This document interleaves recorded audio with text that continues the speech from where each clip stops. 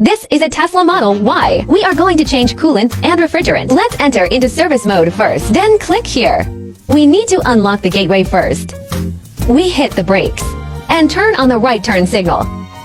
When the countdown ends, the gateway has been unlocked. Now over here, we select coolant air purges and select run. It is starting the procedure now. Be sure to add the coolant.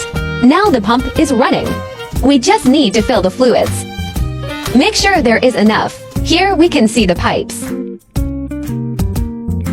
There is also more info about the system available on the screen. There is also the temperature for each module. We can see it all up here. Now the pump is working. Now it's filled. Then here we can see the pressure and temperature of its sea.